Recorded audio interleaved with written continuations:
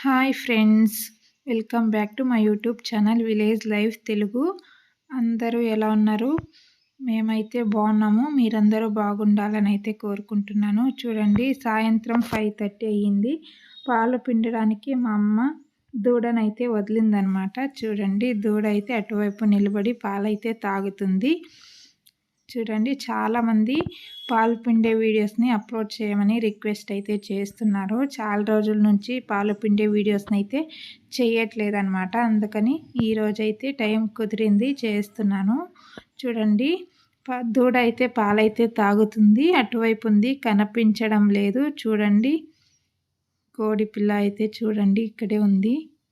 అటువైపు ఉన్న బర్రె అయితే పడుకునింది. ఇక్కడైతే చూడండి, దూడైతే పాలైతే తాగుతుంది. పాలు దించిన తర్వాత అయితే దూడనైతే పక్కకు లాగాలన్నమాట, లేకుంటే మొత్తం పాలు దూడనే తాగుతుంది. చూడండి, ఇంకా దూడనే తాగుతుంది. ఇంకా పాలైతే దించలేదు, ఇప్పుడే దించిందనమాట. దించిన తర్వాత దూడనైతే పక్కకైతే లాగాలి. చూడండి, ఎంతసేపు పాలు తాగడానికి వదిలా ఇంకా దించలేదు. అది తొందరగా దించదనమాట మా బర్రె. చూడండి, ఇప్పుడైతే దించింది. మా అమ్మ అయితే దూడనైతే పక్కకైతే లాగింది. చూడండి, ఇంకా ఇప్పుడైతే పిండడం అయితే స్టార్ట్ చేస్తుందన్నమాట. చూడండి, ఇప్పుడు పిండడానికైతే కూర్చుంది. చూడండి, పిండడానికంటే ముందు వాటినైతే నీళ్ళతో కడుగుతారనమాట. కడిగిన తర్వాత అయితే పిండడాన్ని స్టార్ట్ చేస్తారనమాట.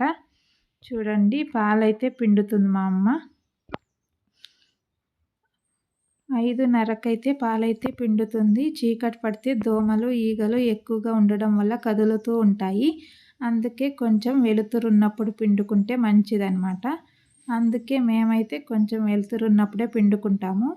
చూడండి, ఫస్ట్ దీన్నే పిండుతుంది. ఆ తర్వాత అయితే ఇంకో బర్రెనైతే పిండాలన్నమాట.